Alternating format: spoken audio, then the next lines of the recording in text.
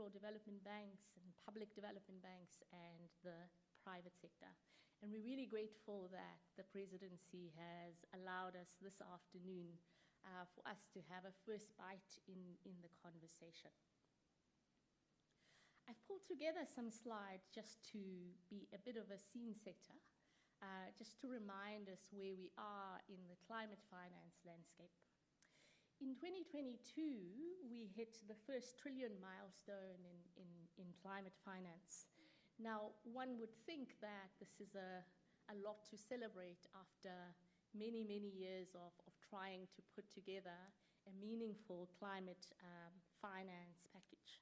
But analysis by the Climate Policy Initiative shows that climate finance, although it has doubled since 2018, having grown from a mere $674 billion US dollars to about $1.4 trillion in 2022.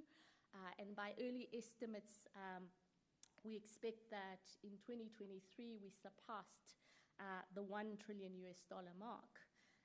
However, there are still significant gaps in terms of what needs to be funded in this space. The CPI estimates that we need about $7.4 trillion every year this decade to keep the world on track to limit warming to 1.5 degrees. Now, to reach these levels, we have to have some conversation around how to direct capital flows that are needed in this regard. The largest climate investment gaps in absolute terms have been observed in the transport sector, but we know that we need increased investment in agriculture, forestry, and other land use, as well as industrial initiatives as well. Financing needs are also significant in the area of adaptation. And this is an area in which you're going to see a lot more work coming forward in the Sustainable Finance Working Group in this year as well. But we're going to spend much of today just talking about what else can be done. Now, the availability of climate finance, we know, is going to be a key driver of climate transition. And the CPI's global landscape on climate finance has found that concessional finance at present is only about 11% of total climate finance. For the bulk of our governments, especially in emerging market and developing countries, we know that the fiscal space for governments is quite tight, which means governments cannot go this journey alone. And in this regard, private sector finance, which compromises 2/3 of the world's economic activities, will be vital to close the financing gap. However, private investment will require a catalyst to mitigate certain risks and to facilitate market development. And the work done by various organizations, including the Network for Greening the Financial System and the World Bank, shows that it is clear that we require a blended approach to finance for both mitigation and adaptation measures.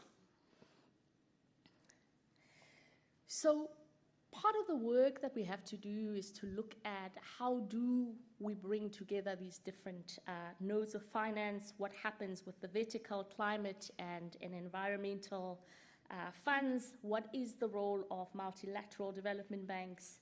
And during this panel, I hope that my panelists will be able to answer some critical questions around what will it take to get this co-financing going. So to answer the question of what can be done to have a stronger and more coherent sustainable finance infrastructure, I've got an esteemed panel that I'd like to invite to the stage. Mary Vilagazi is the CEO of a Pan-African banking group, FirstRand, and she is the chairperson of South Africa's Banking Association. So Mary, if I could ask you to come up. We also have with us Remy Reu, who is the CEO of the French Development Agency and chair of Finance in Common. So welcome, Remy. We have with us also Mahmoud Meheldine, who is chair of the Glasgow Alliance for Net Zero, as well as UN Special Envoy on financing the 2030 Sustainable Finance Agenda, as well as Susan Lunt, who is the IFC's Vice President for Economics and Private Sector Development. So please join me in my panel as we explore these issues around what else can be done. So, see, I forgot to are the mics on? Oh, good. Thank you very much. So I'd like to kickstart this discussion in just allowing all of you to reflect from your purview what you would say are the major obstacles of working more closely as institutions to scale up sustainable finance. We'll start with you, Henry. Thank you so much, Chair, and good morning, everybody. Thanks to the South African presidency and G20 colleagues. I see William in the room, my shareholder. And many colleagues I know. Maybe the first answer, of course, I put the geopolitical fragmentation, competition, resentments aside to focus on what's the positive, where the momentum could continue and grow. And maybe the first point is to help and inside the G20 to measure the size of what we are talking about and increase its traction, I would say. So for your information, you have next room in the conference center, same days as the G20 finance ministers and central bank governors, the Finance in Common initiative summit. So of course you're all automatically accredited if you want to participate the discussion, the dialogue, and so we are expecting about more than 2,000 colleagues in the next room to support the G20 agenda. We will publish 4 consultations, so you can add insights, a reference book on what we're talking about, meaning these 536 public development banks existing in the world, 20% of global GDP, that's their aggregated asset side, and of course with the idea of factoring in the discussion national public development banks, DBSA hosting the summit with multilateral development banks. AIIB is also the co-host of this initiative. So really ask the G20 to see if its signals, message could reach so many institutions, and think of them, of course, as a system, and see how to better leverage, deploy the capital, and work on interoperability between the comparative advantage of all these institutions. And of course, try to avoid too much fragmentation and keep taxonomies, this play between the actors as coherent and consistent as possible. And maybe another point on the obstacles, I think the G20 has the capacity, of course, on the way to FFD4 in Sevilla and Belém for climate, maybe to set, David is here, to set the narrative right. And I really think that's the experience in Europe and in France, that we have really to turn to, sustainable finance, sustainable investment, beyond the assistance, I would say. That's what we hear from clients, colleagues, and that's what we are feeling in our own constituency. So maybe I stop here for the first round, but these are maybe the main obstacles. And maybe last, of course, I forgot to say that we all, public banks, we all commend the fantastic work made since 2015, and especially what you're doing in the Sustainable Finance Working Group. So we're not starting from zero, and we have a lot of experience ongoing, innovations, and hopefully accelerate now because of the urgency and scale them up. Thank you, Remy. Mary, any initial reactions?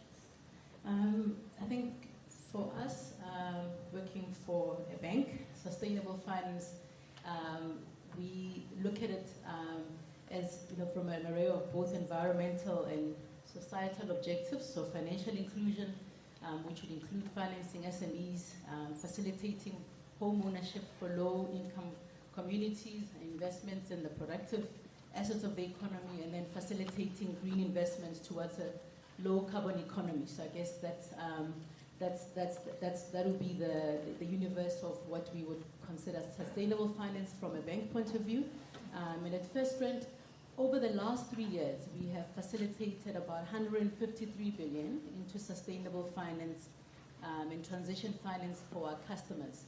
And I think I was saying to Susan earlier on that this is where I'm starting to see that there's real traction in working and partnering with DFIs who've been a big enabler in this regard. And I think what we have done as an organization was actually to make sure that financing and sustainable finance is at the heart of our strategies, at the heart of our operations, and it's a deliverable not of a small business unit that sits on the side and does meaningful work because it's important for society, but I think as people's deliverables of what we need to be doing for our clients. So in partnerships, so we've partnered with DFIs and we've raised about 33 billion, which is, I think, supported this 153 billion. But what is encouraging is the momentum. I think that's coming through.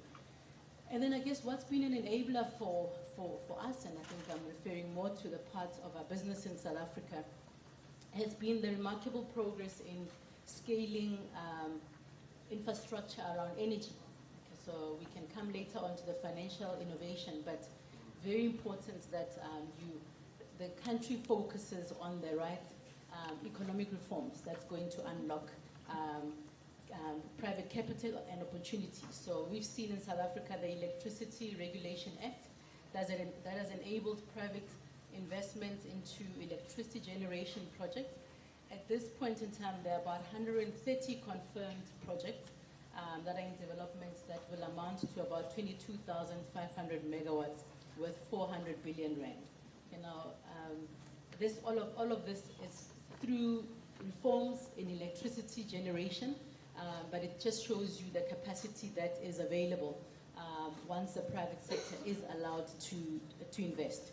So this progress on energy reform at least has allowed us to have reduced load shedding. I was going to say no load shedding, but I believe we have a slight disruption at the moment. But it's certainly reduced load shedding where businesses can go back again to planning around sustained operations.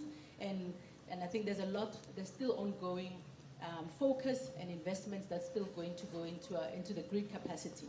And what this has also done for our policymakers is also provided momentum to fix the logistics sector.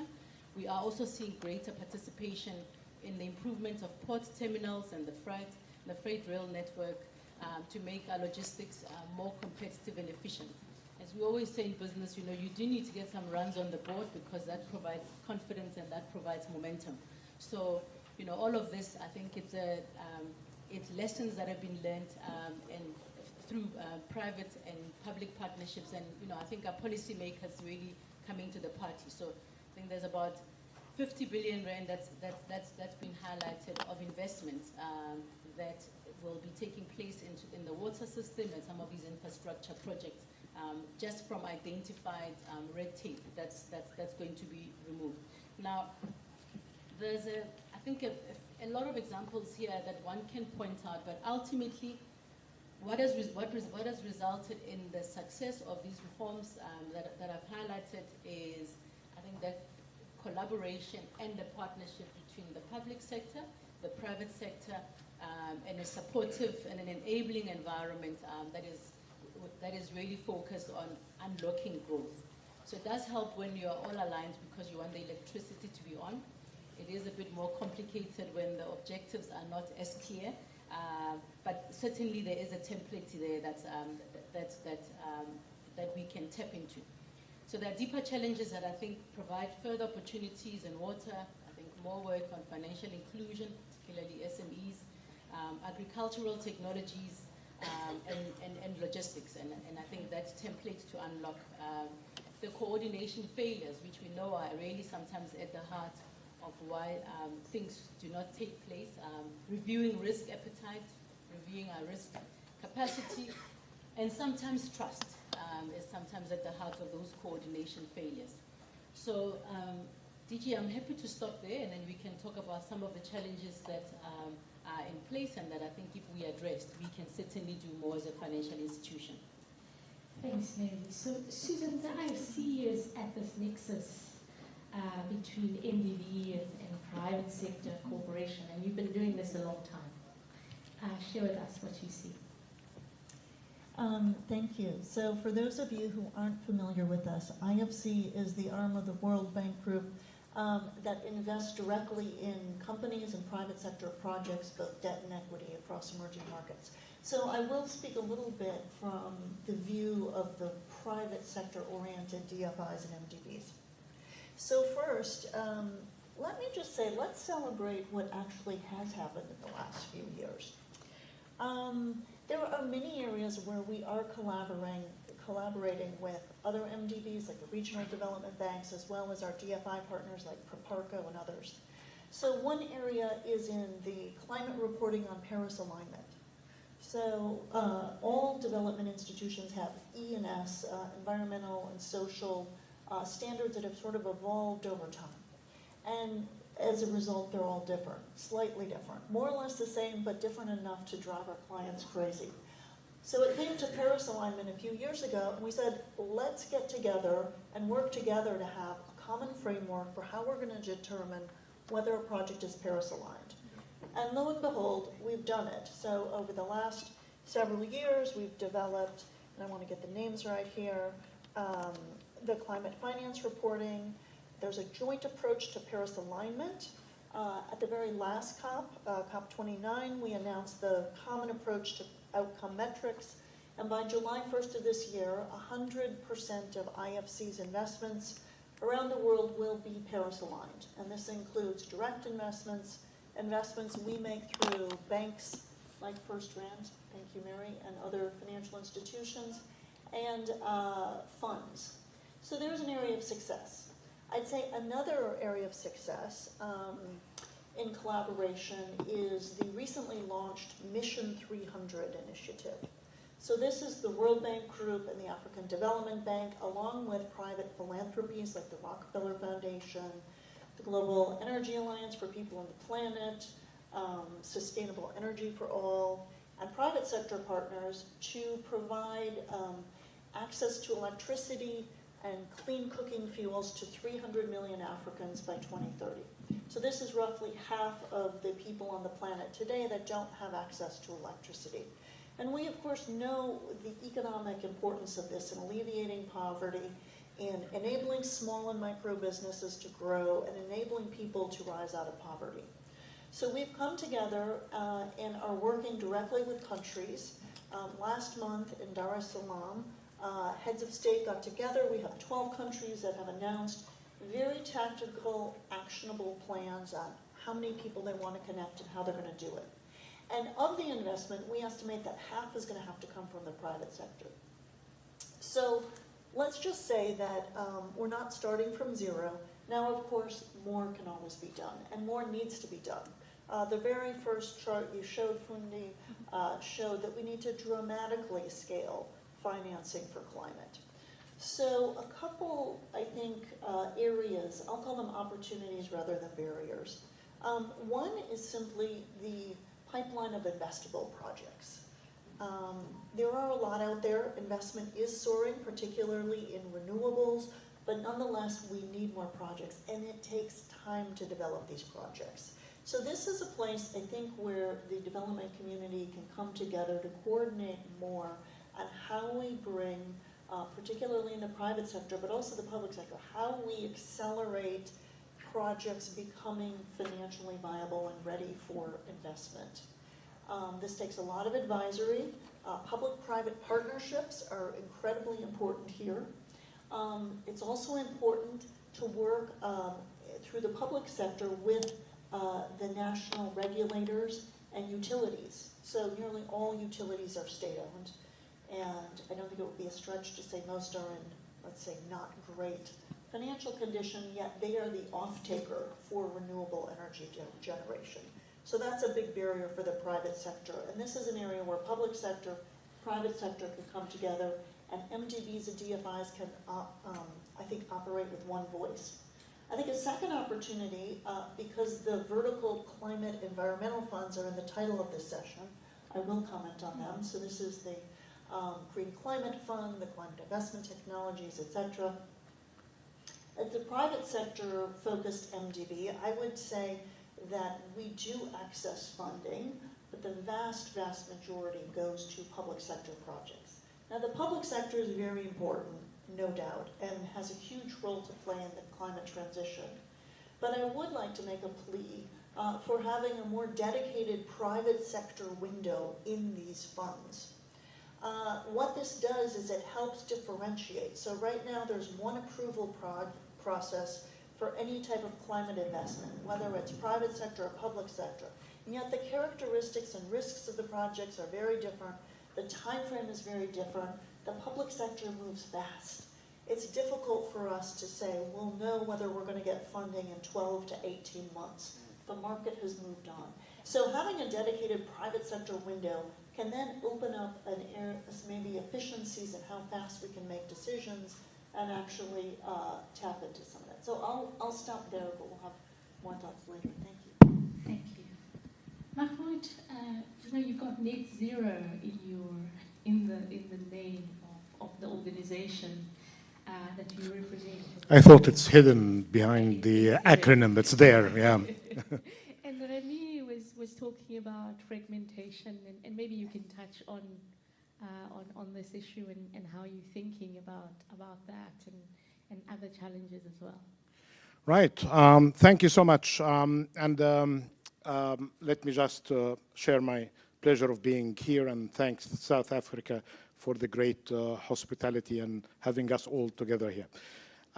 So I may start with this issue on the pipeline. There is a great deal of emphasis, for good reasons, on the pipeline of bankable, investable projects, as Susan mentioned. But if we take it at a country level, yes, the pipeline is there in all areas, from development to areas related to mitigation to areas related to adaptation.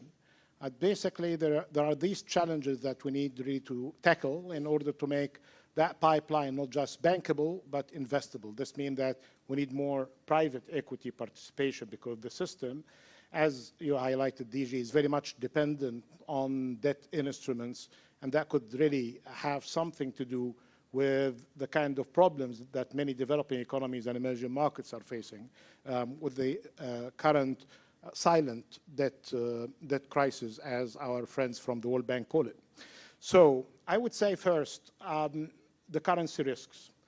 You can really have the pipeline, but the currency risk is a big one. And then what can you do about it? There are lots of good work that monetary authorities can handle by minimizing the kind of uncertainty surrounding their exchange rate regimes. There could be more discipline in the macroeconomic scene that's beyond the pipeline. Could be better engagements with potential investors by engaging better with the incumbent investors. The second challenge is the actual versus the perceived risks. And unfortunately, if I'm taking a focus on the continent here, that unfortunately the perceived risk is much, much higher than the actual risk. Yes, there is an actual risk, but that could be built in the system by improving the business environment. But the perceived risk, as we have seen recently from the emerging markets database that the IFC and other MDBs are part of, that the perceived risk is much higher. How can you deal with the perceived risk? With better communication, better engagements, and get better involvement with the MDBs and the NDBs, given that we're talking as well about the whole finance in common network. Then I would really move on to the political risk. And we have a great kind of work, including from the World Bank Group and others. The MDBs are creating all of these political insurance facilities. Some of them are more costly than others. But I think in many of the transactions since the global financial crisis, many of the emerging markets are still missing the old monoliners when it comes to credit enhancement. But there had been a great deal of innovation around that, but we definitely need more. The fourth is very much in your domain, DG, in the central banks. Yes, Basel III is there. I remember very well a good conversation that happened during the early days of the G20 after the global financial crisis, and that continued even until 2010, 2011, when there was a danger of the unintended consequences. Yes, it's great to have the financial sector sound and safe for depositors and investors, but if we are doing too much of unnecessary measures, there could really be some sacrifices that are not intended. I remember during these days the concern about long-term finance for infrastructure and the trade finance, and it needed really better communication with good leadership. Great work done between Pascal Lamy when he was at the WTO, with Bob Zolik when he was at the World Bank, in communicating the dangers of getting too much of this. Are we seeing some unnecessary spillovers from the new regulations? Perhaps it's the interpretation, but we are concerned because there could be some sort of regulatory shifts that could harm the private sector without really intending to do so.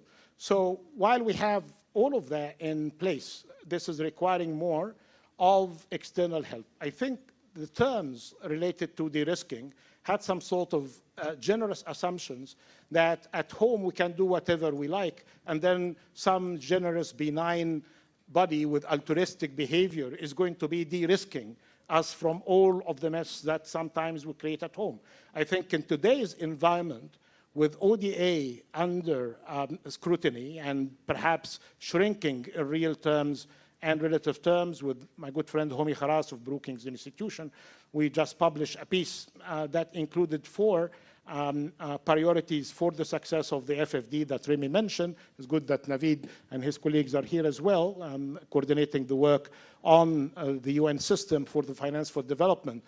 We need really to consider the following. First, ODA is not as generous as it used to be. It's an old ODA, and there is a new ODA, official development assistance. And part of that we are relying on for de-risking. So for people at home in every capital in the continent and beyond, they need really to factor that in by minimizing the need for more de-risking tools. We still need that, but we are not going to be seeing more generosity, and if any, it will be really requiring more scrutiny at home and better competition between different capital. The second thing is related to more coordination at home between fiscal policy, aligned ministries, and central bank in order to improve the business environment, because we see a great deal of coordination failure, again, with an assumption that somebody outside our boundary is going to fix it. That will happen. That will never happen. The other thing here is basically about how can we do more with private sector, not in the credit side, because more or less there is some good engagements in there, but how can we enhance, especially with the IFC is here, the Good Bank is here as well, from South Africa, how can we rely more on equity participation? Will that be through swap arrangements? But better than the swaps, why don't we start from the very beginning, buying good optimal structure for financing these projects? Easier in some areas of what you mentioned, DG, especially in areas related to mitigation, harder in areas related to adaptation, in which we see still, based on the CPI updates, that the private sector is no more than the 3%. This is globally. If, as an African, I'm concerned, but and that doesn't really make me just happy to say, well, we're like the rest of the world at 3%. That needs to change in areas of adaptation by creating a better business model, and by the public sector to realize where exactly its comparative advantage, to stop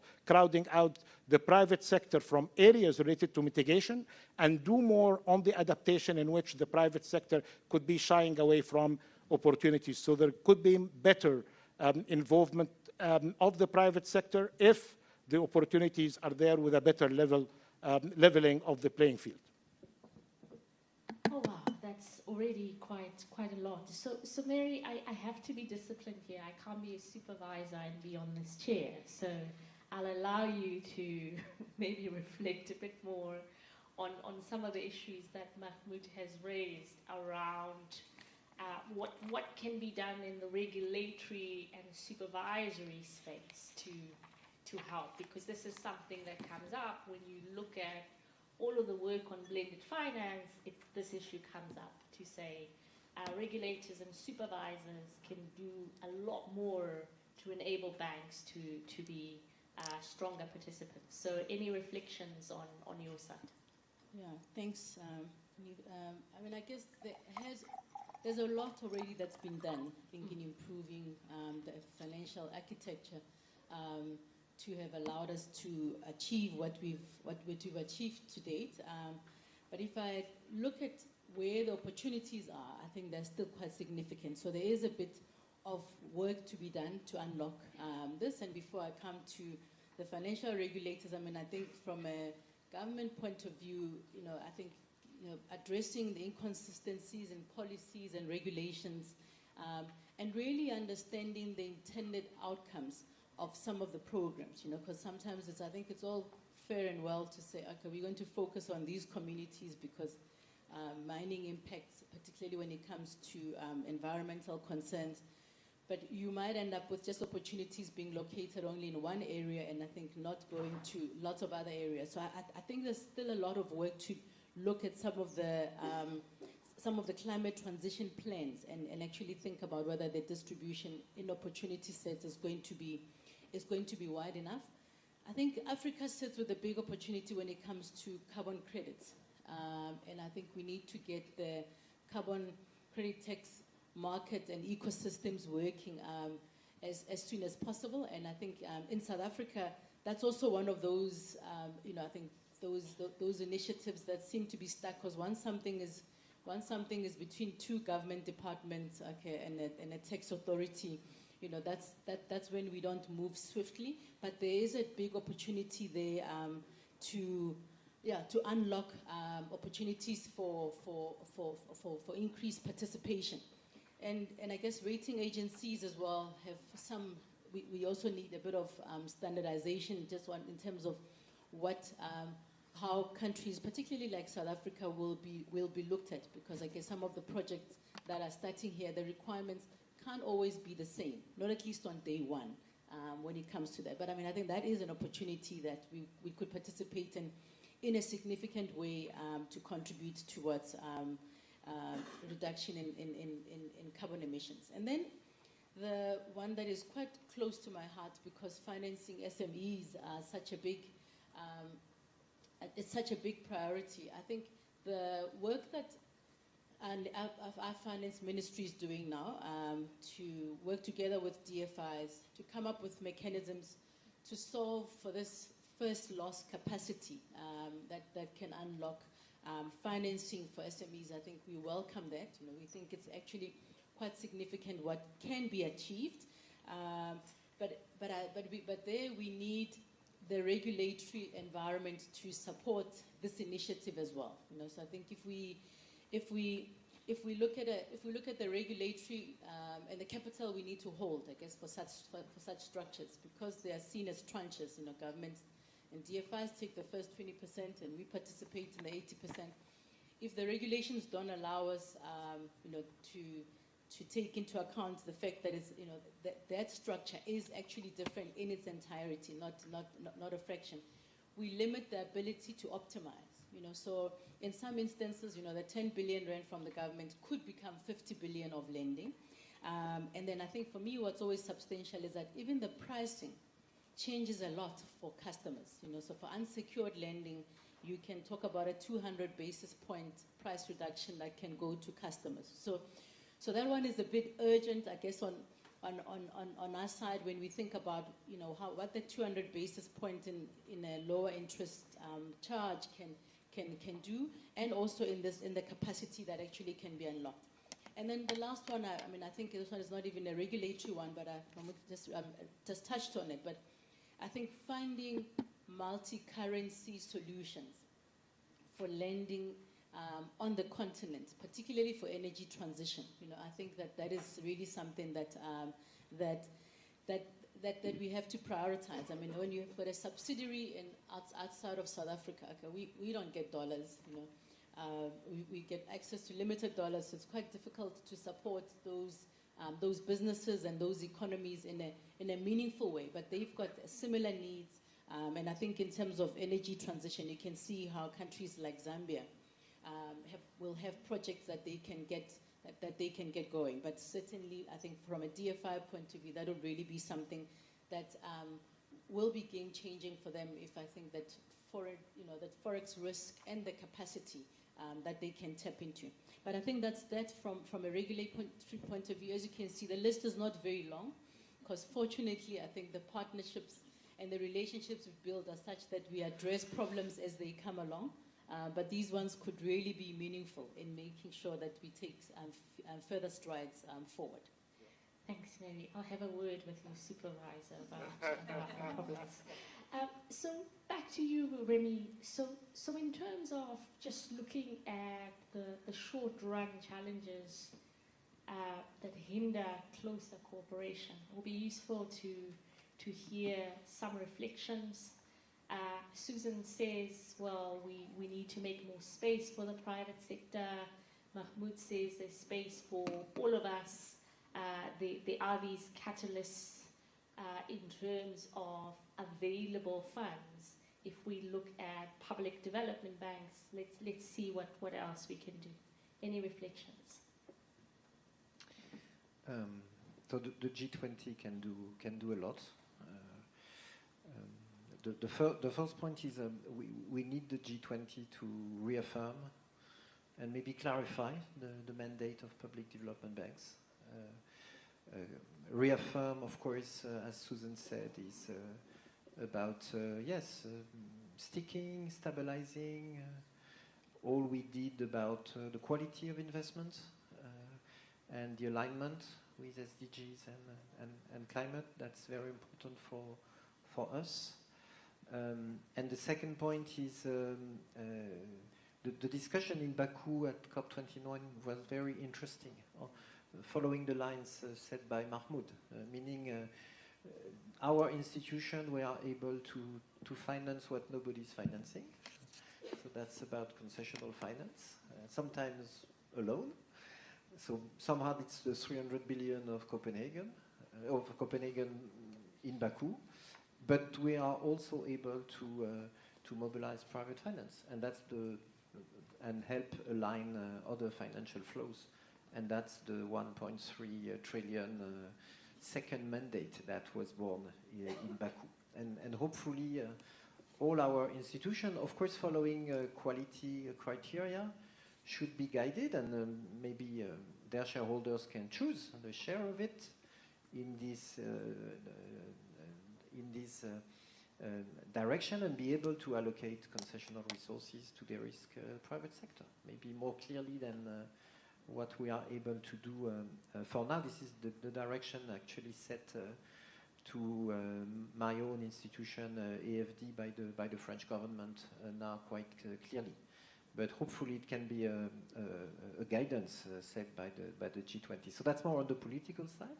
And then of course there's a lot the G20 can do to guide the operations. And here my proposal, and probably it will be the proposal from Finance in Common next door, would be to, you did a fantastic job last year under the Brazilian presidency with this G20 MDB roadmap. Actually, the national public development banks are in already.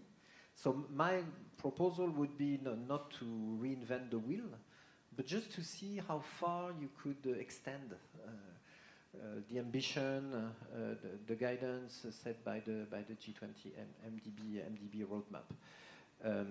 So, for instance, you know, we have this GEMS initiative. So we know, and that's what the private sector is repeating all day long, that they need more data to better assess the risk of especially frontier markets. So, and our institutions, I mean, we have data because we are investing, and national institutions, they have data, and they know the markets better than us in Paris. So if we could progressively, of course, extend the GEMS initiative to local actors, that would only help private sector to flow. Another point, of course, is the easiest way to mobilize private finance is to have public banks grow, because there's about 100 out of the 500 public development banks that are issuing bonds on the markets. So maybe one useful guidance would be, could we, in the next 5 years, double the number of public development banks issuing bonds? I mean, DBSA in South Africa was the first to issue a green bond. And so it would help deepen and structure the financial markets in local currency, and then provide the financing that is needed for more quality projects. And then, of course, as I said, attach KPIs to mobilization. I think we really need that. Our performance should be measured not only on our own financing and our own balance sheet, but also on our capacity to mobilize private finance. We're not there yet. Two last points. We commend what the World Bank is doing, this collaborative platform. So we need the MDBs to provide incentives to this ecosystem.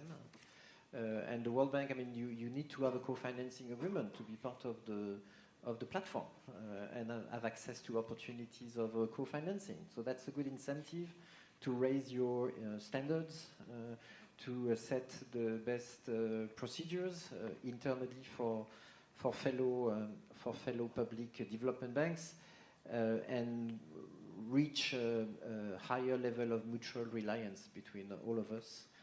I remember you all that I'm an old guy now, but back in 2005, we had this aid effectiveness Paris Declaration agenda, which was so important at that time. So I think we have to revive this.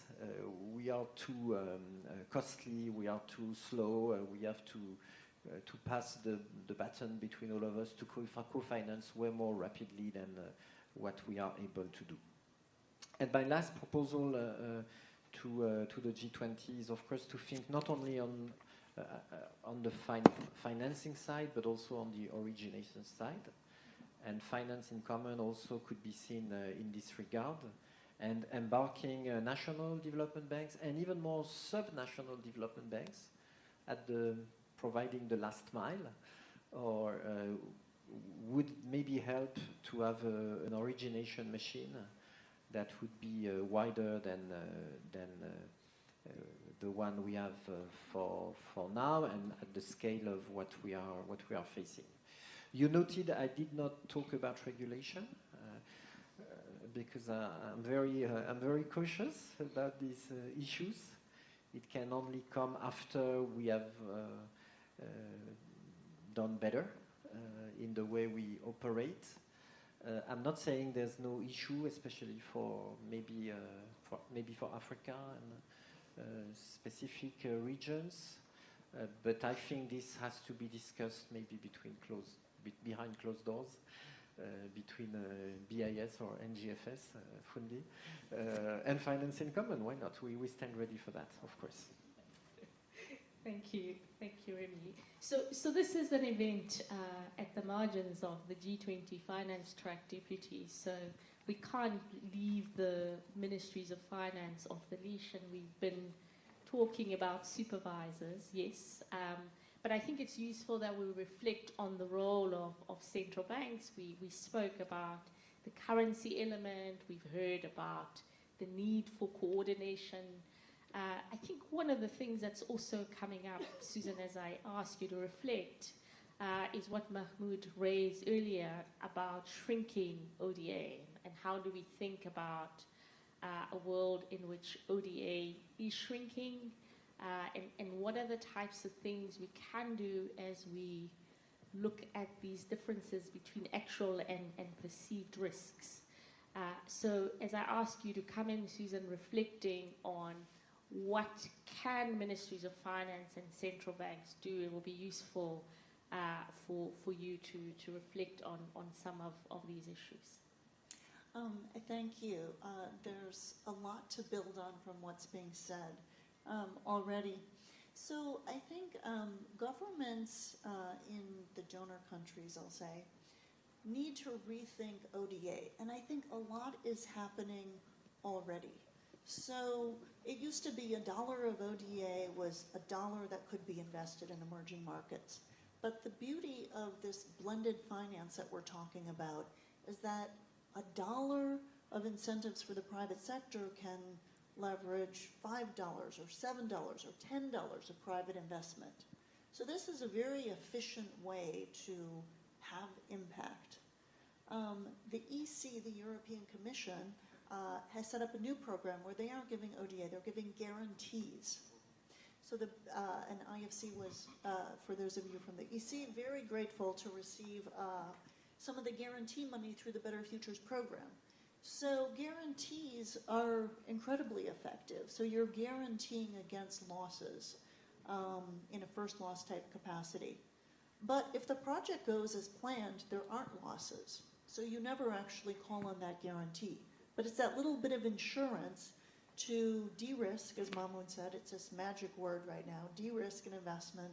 So private investors, when they're calculating, they say, okay, the risk is less than I thought, given the return. So the use of guarantees suddenly, which can be unfunded on the balance sheet, is an incredibly effective way. So I think that there is a call to rethink ODA. I would also say that there is still a role for some pure grant-like ODA, even for the private sector, and we use it in something called a performance-based incentive. So we'll say to a borrower, if you install this many megawatts or gigawatts of power, you get a slight interest rate buy down. Or if you build X number of units of green affordable housing, you get a slightly reduced rate. If you don't meet the target, then you don't get the interest rate buy down. So I think that there are a lot of interesting new financial vehicles out there.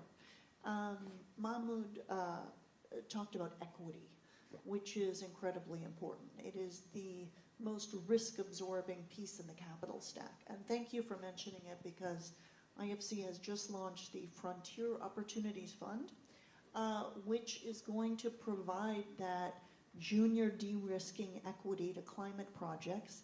And IFC contributed $100 million of our own net income from the last fiscal year, and we're out there now trying to fundraise and bring in other partners. And we estimate that $1 of this junior equity from the Frontier Opportunities Fund will be able to attract $10 in private capital. So that's on the donor government side.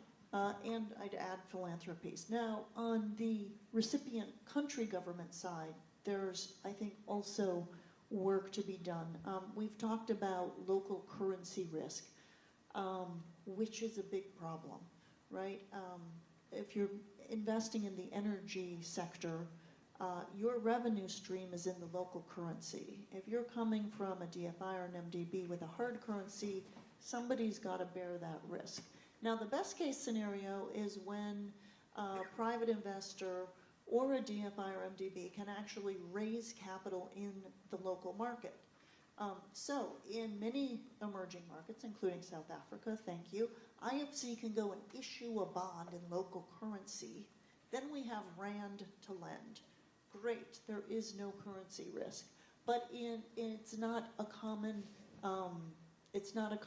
ability across emerging markets. So here's where central banks directly regulate the issuance from an international organization, either onshore or offshore. We could issue in London because there are global investors who want to bet on a currency, and they'll provide us with an emerging market currency. So that is the best way to overcome currency risk, and central banks have to go through a long set of regulatory reforms in many countries, but this is really a priority.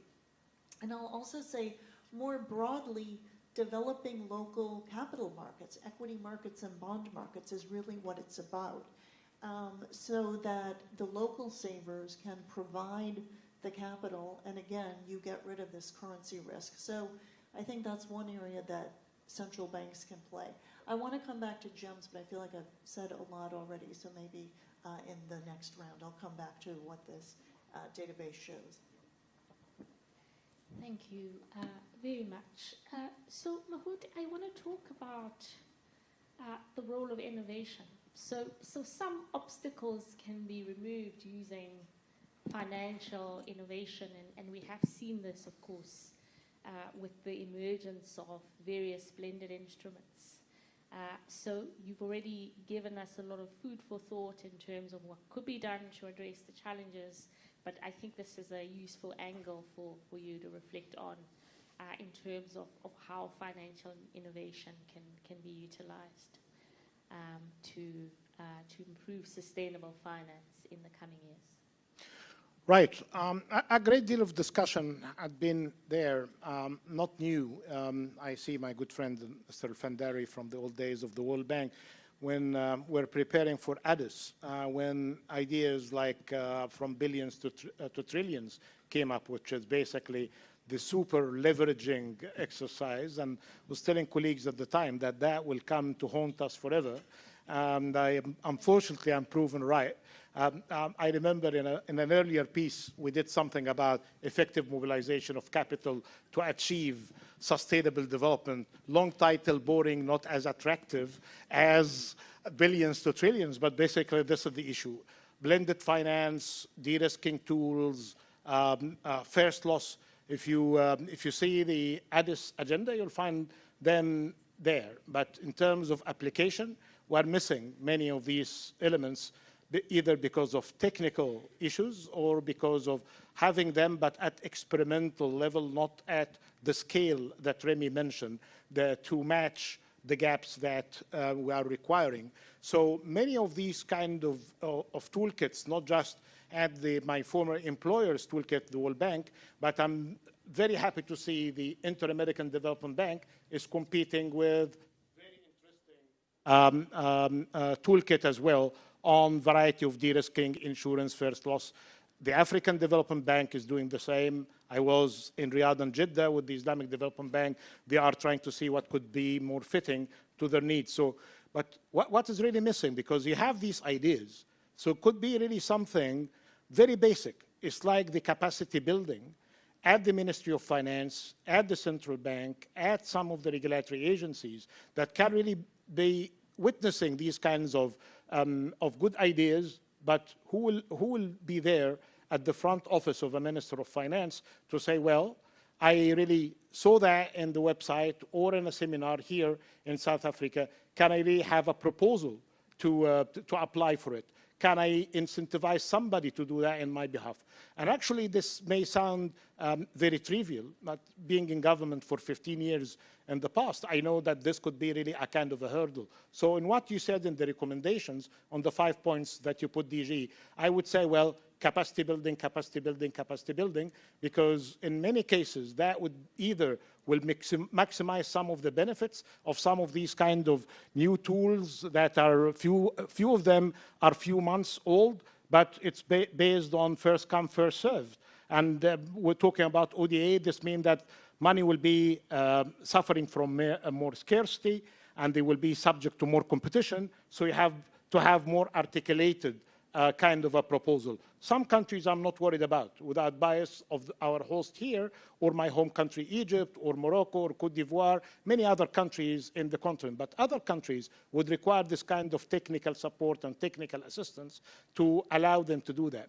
In the past, those who are 40 years or older, none of them are here in this room, of course, but you may remember Intel Inside, an innovation of the 1990s, that regardless of the shape or size of your desktop, it will work because Intel is in the machinery.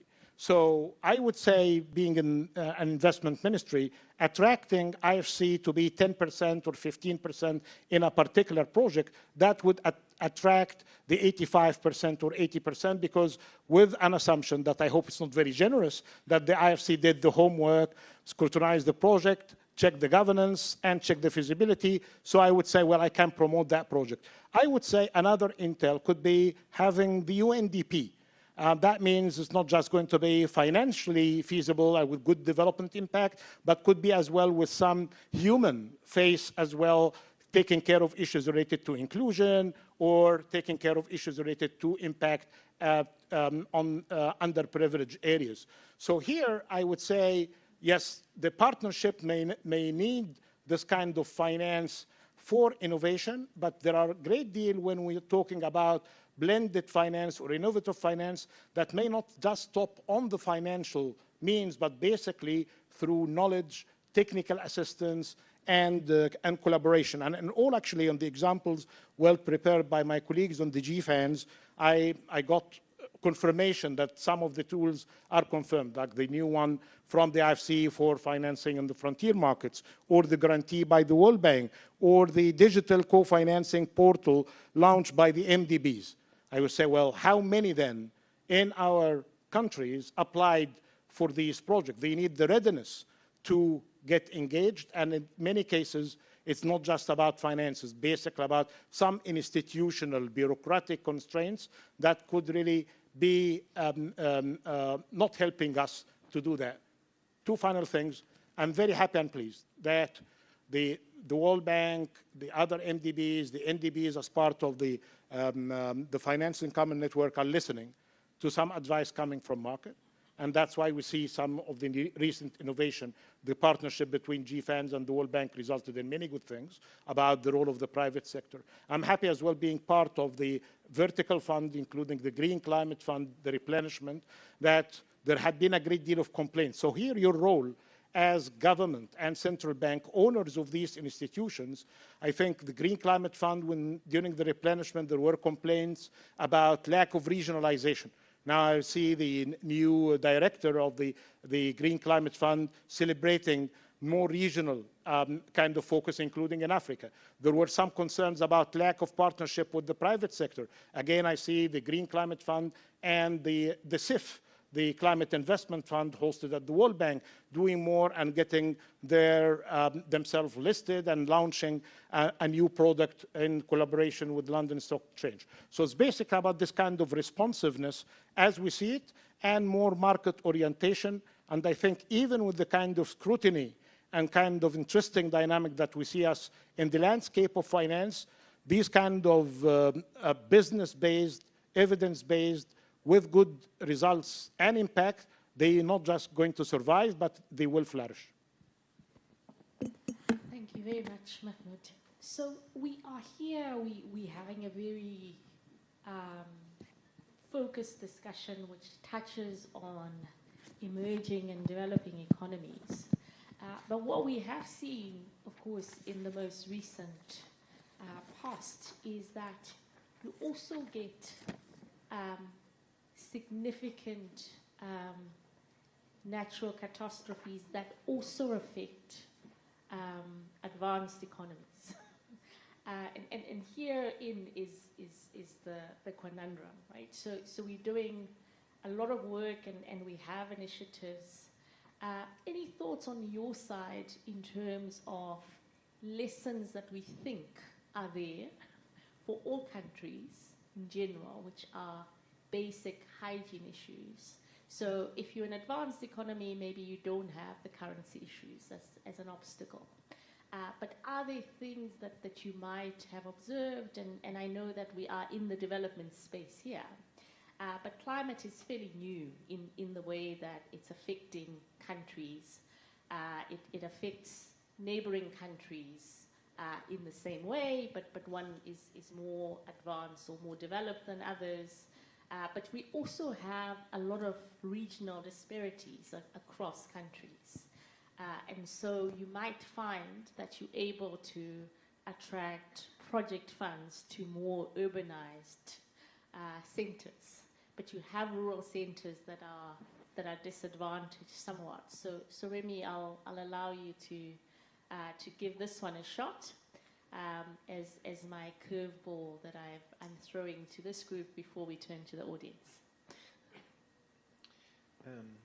The billion to trillion motto was inspirational for sure, but I think it was a bit misleading for the very reason you raised, Fundi, which is we need billions and trillions, I would say. So of course we have to do as much as we can to turn huge machines, financial markets towards sustainability, but we also need to have sufficient capital flowing to frontier markets and emerging markets, and the promise here, of course, can only create more resentment if not satisfied. So I agree with Mahmoud. There are many innovations ongoing. Barbara Büchner is before me, leading the Finance in Common Innovation Lab. So there are in the 45 sessions, technical, during the summit next door, there are many of them about innovation. And we are especially working on debt swaps, contingent clauses, local currency risks, of course, taking stock of what's happening, and maybe for emerging countries, maybe from my perspective, the most promising avenue is really carbon markets. So I hope, of course, for a decade it was impossible for us to invest in carbon markets because the negotiation of Article 6 of the Paris Agreement were not finalized.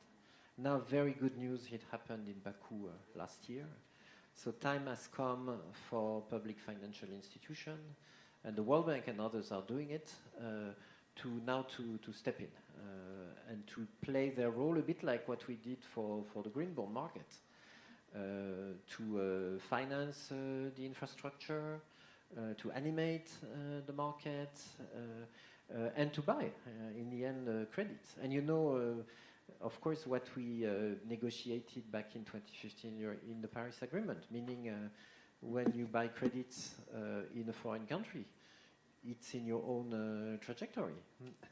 So we know, for instance, in Europe, I mean, we have like everywhere, we are farmers in the street. And maybe it's better to think of where to spare CO2 emissions at a wider perimeter than only the member countries of the European Union. Of course, we had to start with our own effort, and that's what we did up to 2030. Now the discussion will happen in Brussels about next NDC, and what about the target for 2040? My personal view is we should add an international cooperation dimension, because maybe it's easier to invest in South Africa to reduce emission than to do it ourselves. Maybe it's more, and of course, it's very important because it would completely change the narrative. I mean, it's no longer about assistance. I mean, it's our interest. there's a return for us if we develop these markets. And so if in this process in this journey where we are from ODA to sustainable finance, I think the carbon market is the missing piece for now. And I would really invite all of us now to decisively, with private, of course, go in. And my last comment about emerging and developing countries is, of course, we're all talking about the funding side.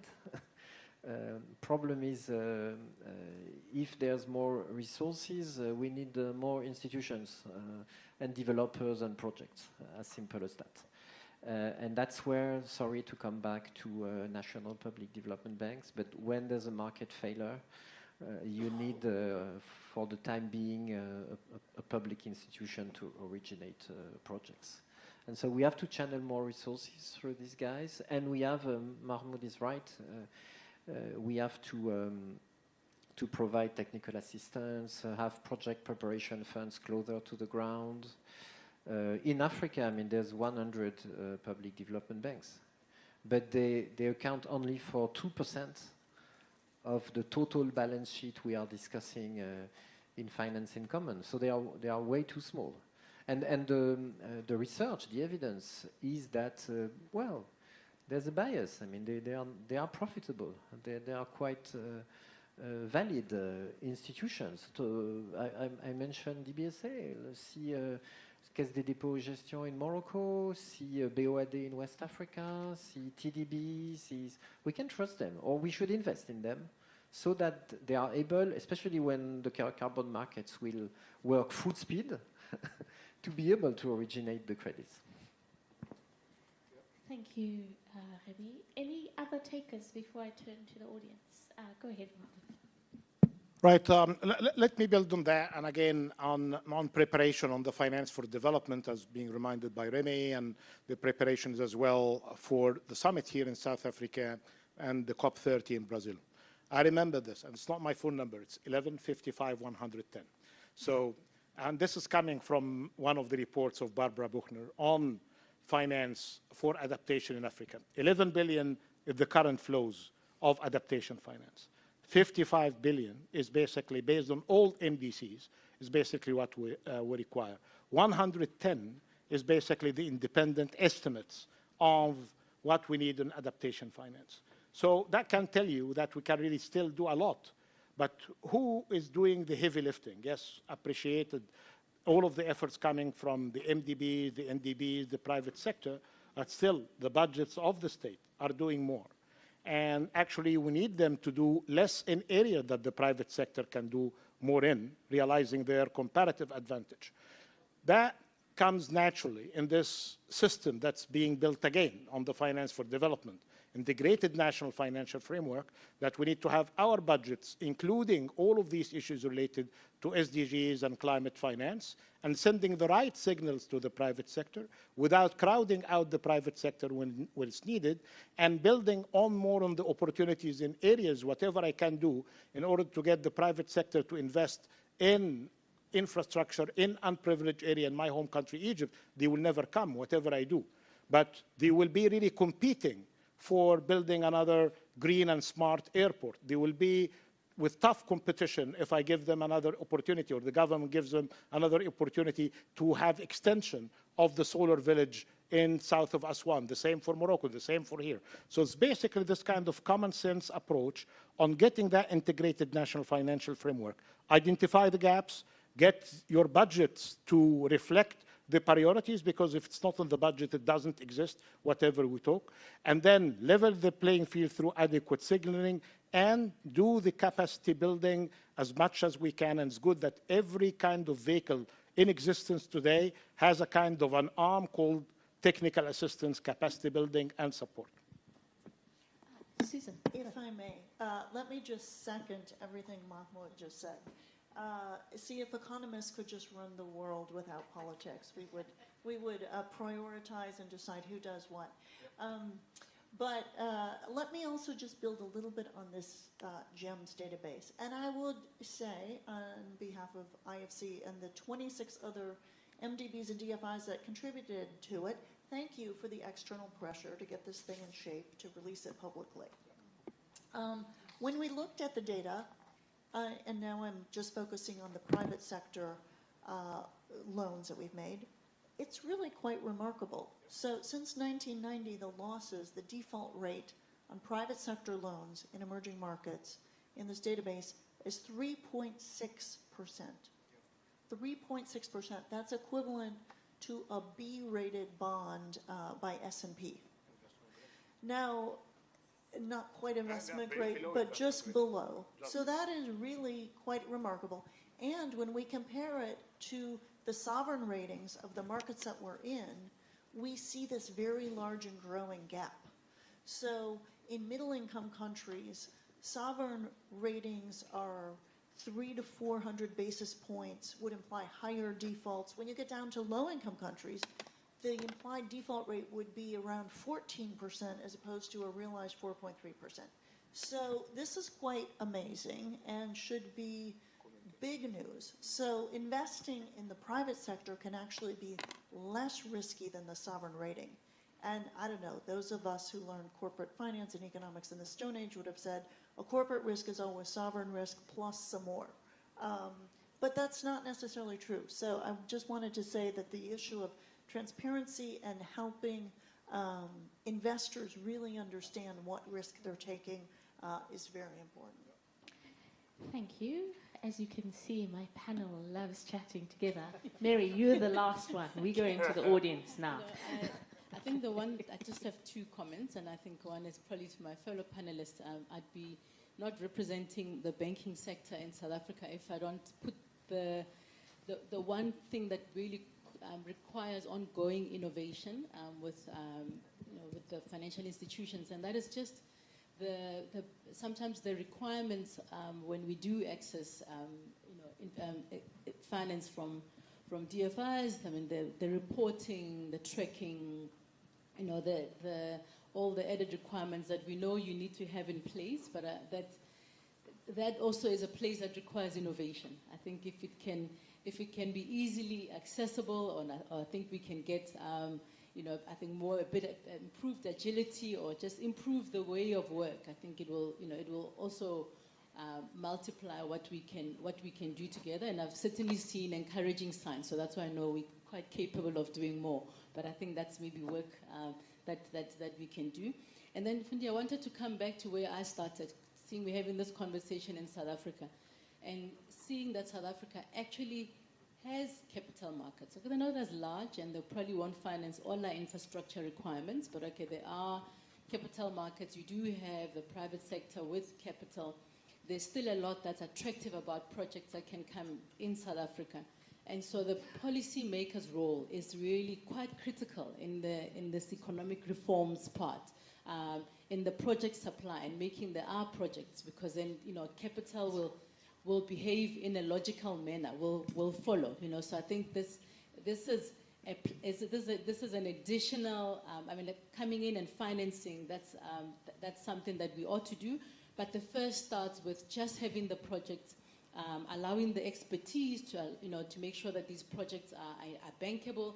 And I think there's a lot more that can be unlocked in South Africa, and certainly in the markets that we operate in. That is still the number one starting point in many points. Thank you. Okay, so we've got some roaming microphones, so I'm now turning to the audience. Any questions, comments? Okay, so I've got 1, 2, 3 on this side. Okay, so we can start on the second row, come to the front row, and then move to the back. Right next to you, Shani, is another hand.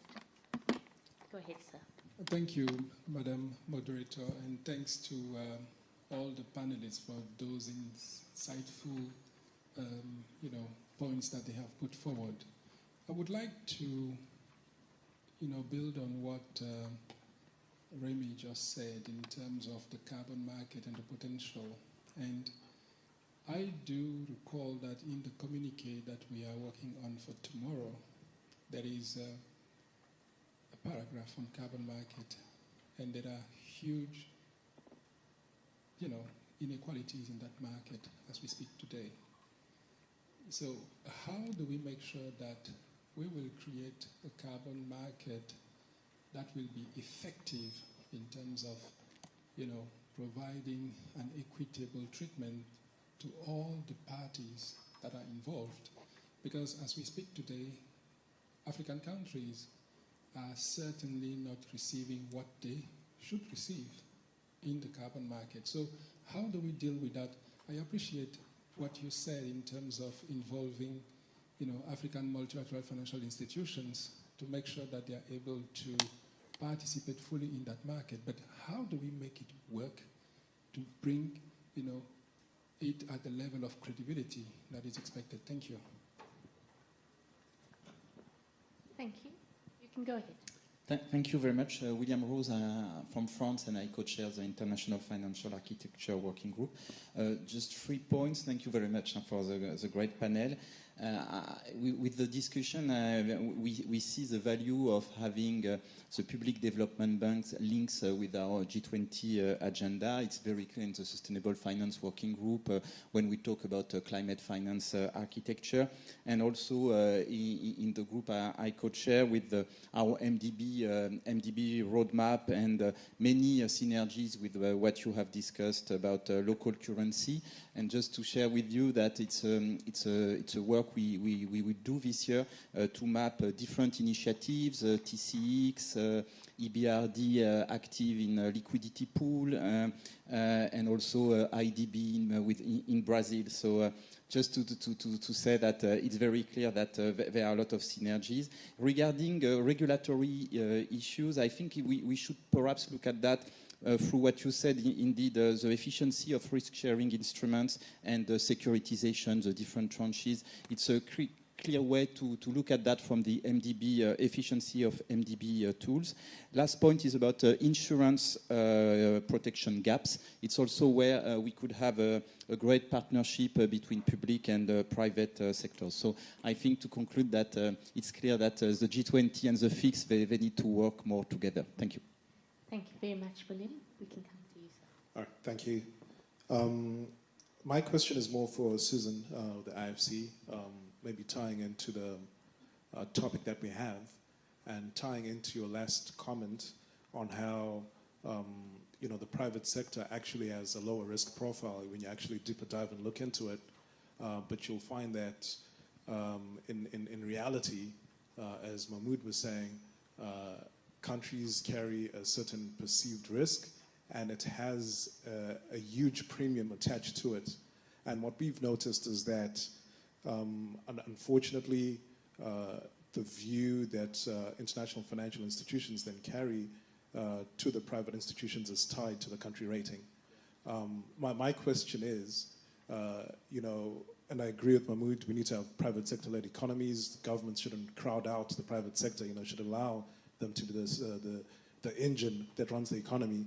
How have the successful countries that have managed to decouple the narrative between the government perception or debt position or purpose or whatever it is that's going on with the private sector that can have bankable projects, ring-fenced, maybe export products as well, to be able to tap into this financing so that we don't create a vicious cycle where government is crowding out private sector and then there isn't as much growth as you're supposed to have. I think this is of keen interest, especially to fiscal authorities like myself in emerging markets and developing economies. Thank you. Thank you for that. Okay, let's just move the microphone further down. Oh, you got one. Go ahead. Thank you very much, Elena Flores from the European Commission. I just wanted to mention a little bit more one of the acronyms that are there, the Vertical Climate and Environmental Funds, because I think we should now, we had last year this very good experts report with the recommendations. We would really like to see a very concrete follow-up that G20 should take that forward the same way we did with the MDBs. It should become a clear roadmap that the funds should be really made accountable, that things are changing. And in that respect, we think it is really important that we stress collaboration between those funds and the MDBs. And that goes for knowledge sharing, technical assistance, project preparation, harmonization of standards across, and really this should lead to improving access, because I think it was mentioned also by the panel how difficult it is sometimes to really access the available funds. And we know that even on these vertical funds, there is money that it is not being used. So when we talk about additional financing, it's yes, but let's also make sure that we use the available one and we make these reforms actually happening. Thank you. Thank you, Elena. So, Mahmoud, you can kickstart. Right. I see a couple of direct questions to other colleagues on the panel, but let me just react super quickly. The issue on the private sector, in the way that's being presented, even by some of the MDBs, please get more private sector because you have very limited fiscal space. In the areas related to this kind of dynamic markets, more demands on sustainable solutions, more investments in renewables, areas related to digitalization and AI. I was in government before. I told a couple of fellow ministers just a couple of days ago, it's not just about funding. Even if you have government with surpluses, which happens in the region like in GCC countries. But if you are to be told that these technologies that you are using today could be more cost effective tomorrow, as it happens with solar, that's basically each time we say something about the renewables, especially in solar, they say, well, now the cost is 90% less than what it used to be 10 years ago, or even 95%. So if the technology is shifting fast, public sector doesn't have this kind of agility, doesn't have the kind of risk management, doesn't have the fast risk correction in order to do better. So as I was telling fellow ministers, congratulations, the renewables of yesterday are cheaper today, that you can do really more with less. But the bad news is, if you continue doing what you are doing, you will be ending up simply in prison because you will be accused of spending public money where it shouldn't be. Leave that to the private sector to risk. Do the kind of stuff in the public investments, in the business environment, and basic infrastructure. The second point is on the carbon markets. Best thing that happened is not the announcement of new funds, the 300 billion, but I think it's the 6.2, 6.4. To what extent our systems have captured the value of these kind of transformation? I'm happy that 3 capitals, including recently in Morocco, Kenya, and Cairo, had engaged with the private sector to see how best they can really capitalize on these changes. Third one, again related to the carbon market, Europe had the most advanced carbon markets, voluntary and compliance. The development that we saw a few years ago in China in developing their own carbon markets benefited from technical collaboration from Europe. I would say through the MDBs, through the financing common networks, not just ACME, the African Carbon Market Initiative that was launched in Sharm el-Sheikh, but many individual initiatives and countries could benefit from a great deal of technical assistance, standards for integrity, and seeing some sort of real demand in order to activate these markets. The intentions are there, but I think the capacity is very much missing, and there will be even more demand for those who are concerned about demand because of the CBAM, the cross-border adjustment mechanism that could be dealt with, at least partially, through certificates issued in acceptable markets, but with lower cost than where we're going to be issuing in the ETS, which could be very much expensive to African exporters. Thank you, Susan. Great, thank you. To follow up on the vertical climate funds, I mean, one very tactical recommendation is to think about the decision-making process. When you're dealing with a public sector loan, it could be hundreds of millions of dollars. When you're talking about the private sector, it could be tens of millions, but yet they have the same approval process, which is very long and lengthy. So what we do at MDBs and at IFC is we have a delegated framework. If a project is smaller, obviously it needs you don't need to go through as many steps in the approval. And that would be a very tactical way to allow the private sector funds from the VCFs to go forward. Now, the question on the GEMS data. I will say that I think that the GEMS data And the very low default rate that we experience does reflect the fact, though, that these are DFI and MDB loans. So we put a lot of work for free into structuring the project financially, building capacity of the project sponsor, often doing what we call upstream advisory with the regulator and government to get the regulations in place. Then, once the project begins, we actually supervise it throughout construction and come back and measure the impact at the outcome. Now, when a borrower looks like they are getting in trouble, we move it into what we call special operations. So we try to work with them proactively before they're in default to see how we can restructure the project. And so all of this is to say, definitely private investors should be investing with DFIs because we bring this whole A to Z approach. And indeed, that is the strategy of the World Bank Group and of other MDBs, is to say we need to move beyond just thinking about our own dollars that we lend out, but mobilizing others. And right now, IFC is at roughly $1 to $1.5 of others, and we want to go to the sky's the limit. And so that will be a shift in culture and a shift in operations, but it's where we go. It's where we're going. I just wanted to thank Susan for that. Before the banks sit with a lot of pressure, before commercial banks with a lot of pressure, because I mean that kind of cost of risk is not one that we see across the board. But you know, I suppose the point is noted around more having to be done. And I think where we perhaps find each other and in local markets is looking at project financing. You know, I think that's really the one key thing that we could equally work with. But I mean, we operate in the continent, and I think sometimes the amount of pressure placed on banks, and this is where we come back to remind people that, okay, this is depositors' money we are loaning out, and we've got regulators as well.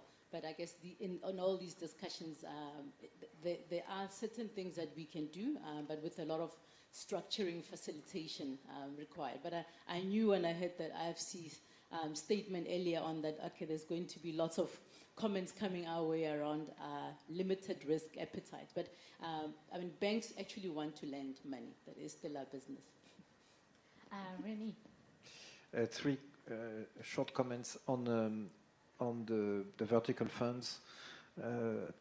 The excellent report last year has to be implemented, and our plea is really for one single accreditation for all the vertical funds. I mean, the pressure on ODA, I mean, there's absolutely no reason when you're accredited to the Green Climate Fund, and it takes years, not to be automatically accredited to the other climate funds, and also the Global Partnership on Education, and also the Global Fund. I mean, it's really an easy one. It's up to the governance of these funds and to the governments to decide it. And the money will flow way more rapidly.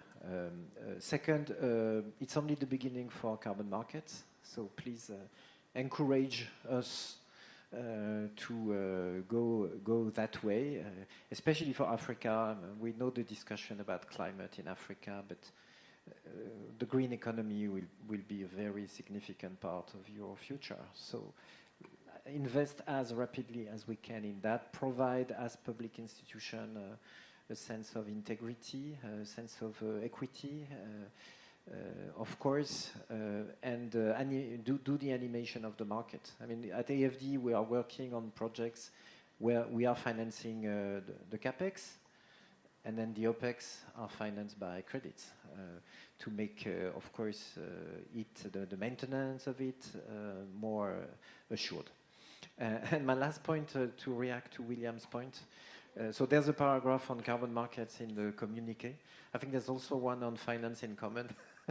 So if you could protect, enrich it, give us a mandate, we would be extremely honored and happy. Of course, as William said, to serve as a bit of an echo chamber of the discussion happening within the G20. We will provide case studies for next meeting of the Sustainable Finance Working Group, and we're very proud of it. So please join me in thanking my speakers, and thank you for taking us through this difficult project.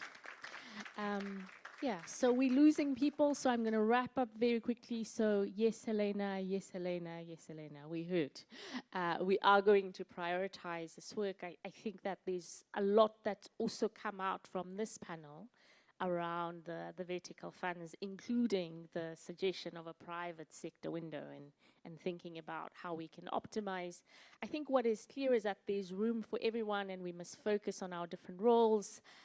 And we're looking forward to completing this work on improving this interoperability between the public development banks, the multilateral development banks, and the vertical climate and environmental funds and the private sector. And we look forward to the report that will be ready later this year. So thank you all for your time.